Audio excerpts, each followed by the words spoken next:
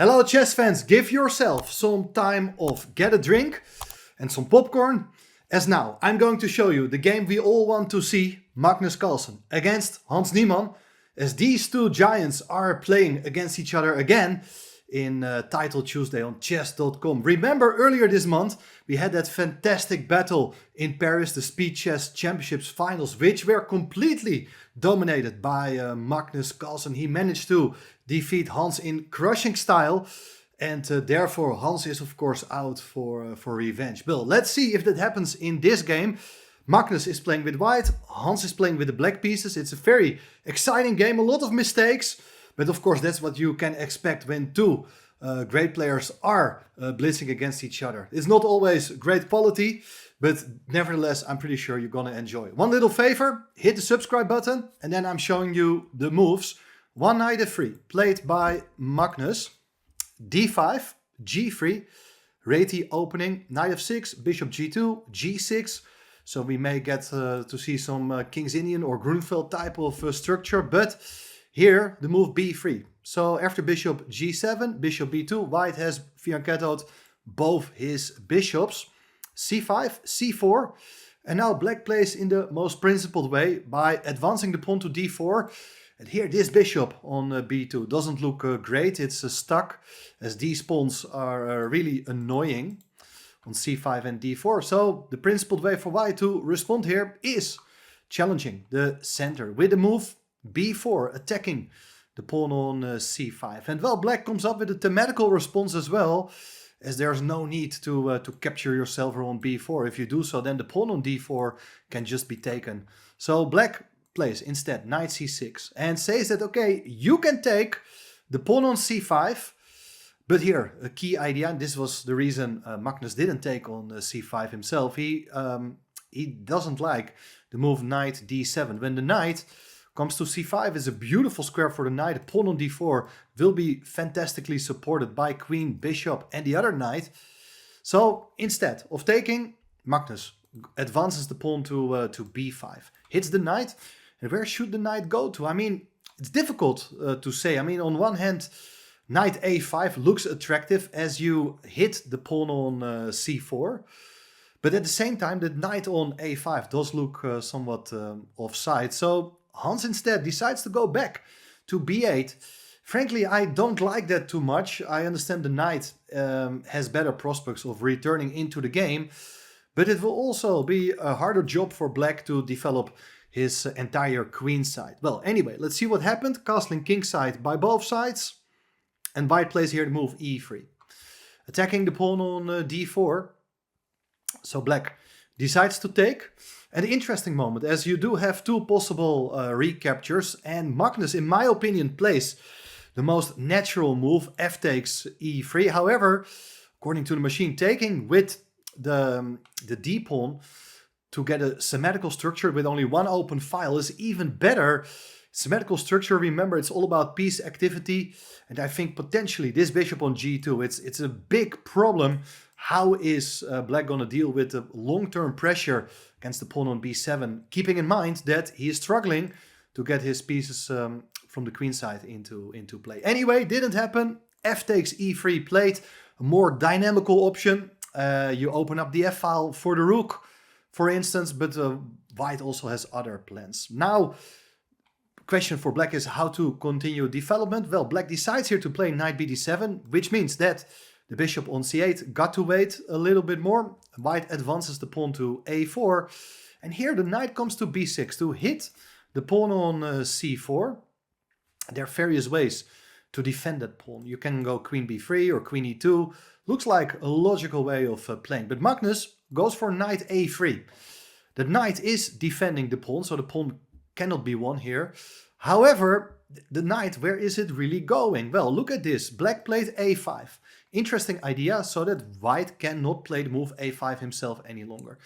Magnus played here this move d4, and he's saying, okay, I'm going to occupy the center with my pawns, and that will be supported by the major pieces. Looks like a very nice position for white. However, here the knight comes in to g4, attacking the pawn on e3.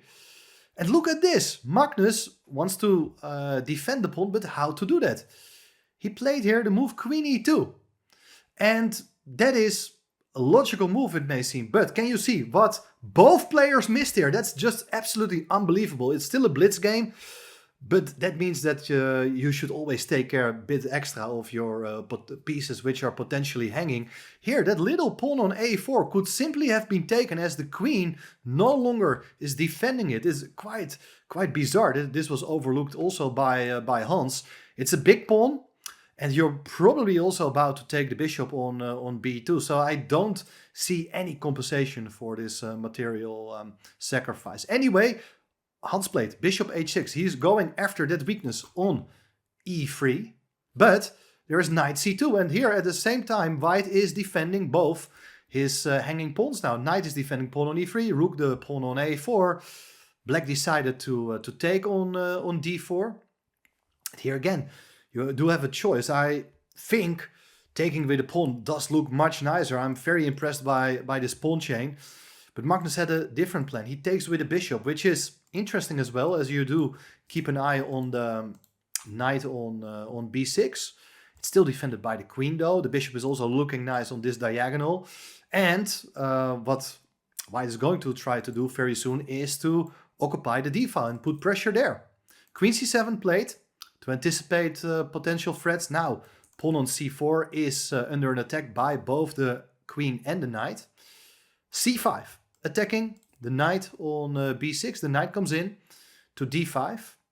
And here it is, rook a1. You do have a pawn weakness on e3, which is attacked multiple times, 3 times to be precise. But it's equally defended, so no problems regarding that pawn. And I think still these pawns on the queen side, they look still quite impressive. Finally, the bishop comes into the game. Bishop e6, protecting the knight. But white continues with the move b6, attacking the queen.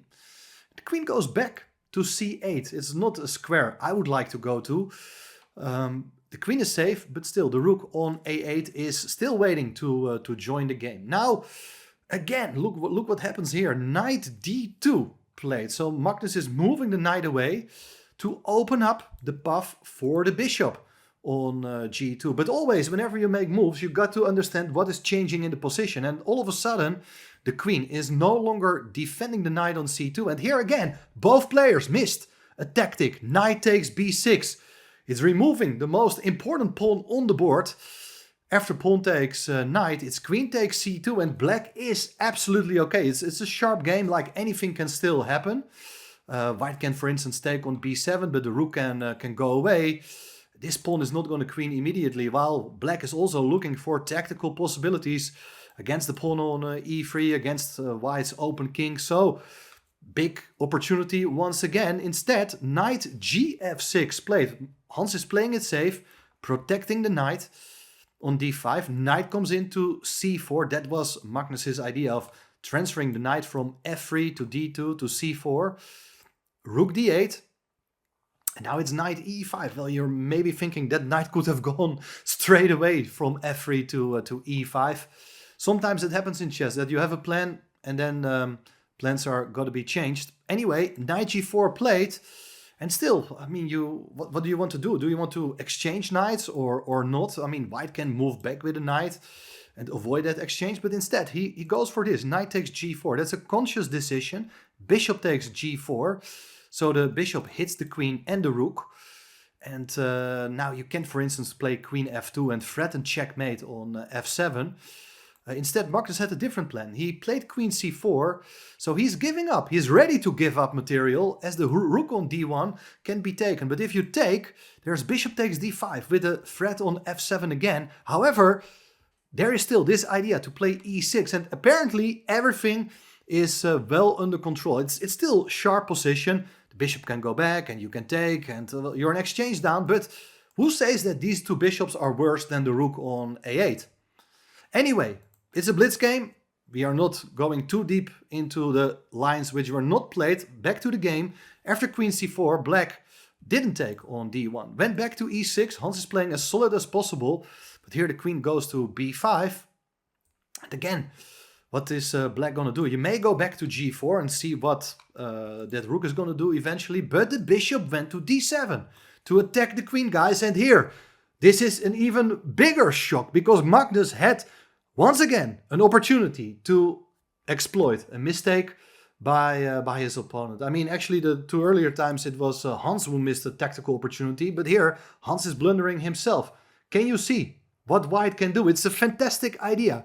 And in the battle for the initiative, you should not stick to your material. When your queen is under threat, look for a better idea. Here, missed opportunity is the beautiful queen sacrifice, bishop takes d5.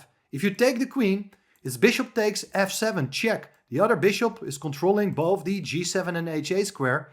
And after king f8, well, you're looking for a nice discovered check with something like bishop e6 to win the queen back. However, the bishop on b5 is also threatening the rook on f1. So probably a much simpler way of playing is to take that bishop first. Because look now, that rook is still lining up against the king. And there's nothing you can do against bishop e6 idea. So that is completely crushing. Here, white is just going to win the game. Anyway, was not played. Magnus moved his queen away. Back to b3, attacking the knight on d5 with both the queen and bishop. Bishop e6. Defending once again, queen b2. Unfortunately for white, the bishop and queen are in reversed order, so there's no mating threat, but still you can sense that these dark squares are quite vulnerable. And, well, this is also a big moment. I mean, what should black do? I think the key move, once again, is to move that bishop away to g4. It's not only about to hit the rook.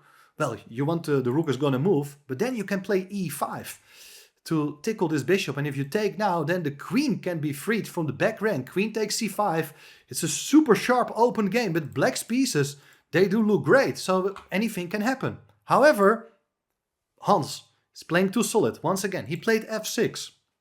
He's closing the diagonal, which is understandable, but there were no immediate threats against the black king, so I think it's a waste of time, and instead Magnus now grabs the initiative once again with this move e4.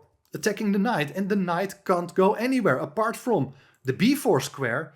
But then after knight takes b4, pawn takes b4, white takes once again for the second time. He's a pawn up, everything is well defended.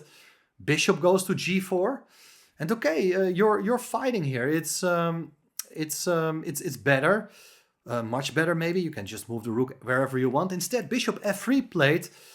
Now you're pawn up. It's very understandable that white is aiming for the exchange of pieces. But after the exchange of light squared bishops, here black missed a big chance to stay in the game with the move queen c6.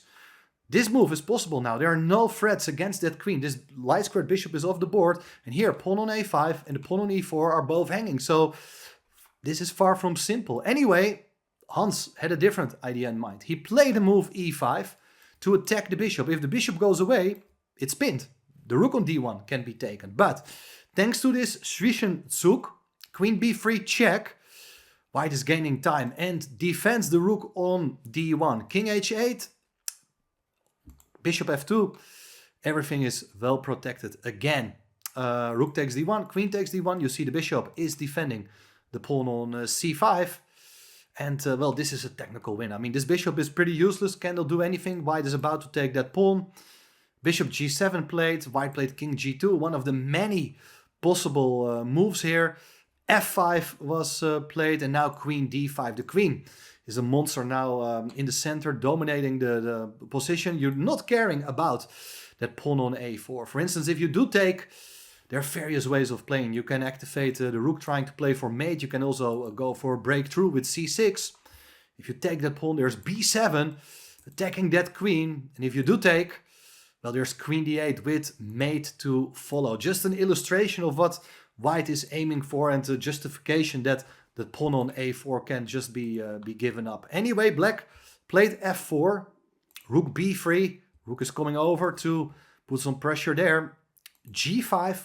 Not really clear what else black should do. But now, anyway, the move c6. Nice idea. Pawn takes. And now it is queen f7. The queen comes in, threatens to push the pawn to b7 with a double attack. Once again, if you do go for rook takes pawn, it's b7, queen b8. If very soon you can remove the blockading piece on b8. that is also game over. Instead, Hans played here queen e8. Also not really clear what he is intending to do, because queens can be swapped. Then the b pawn will be pushed. It's threatening to become a queen. The rook gotta go back. And now, well, you got many options. You can even just go bishop a7, for instance. You can also push the pawn to a5.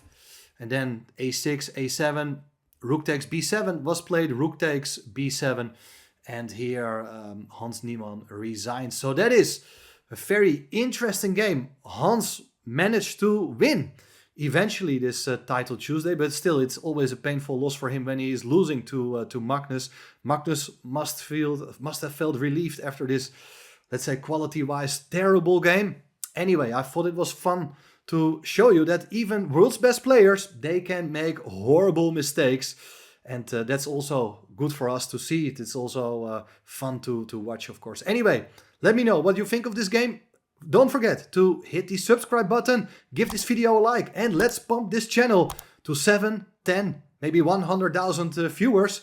And then I'm really grateful for all your support, guys. See you soon.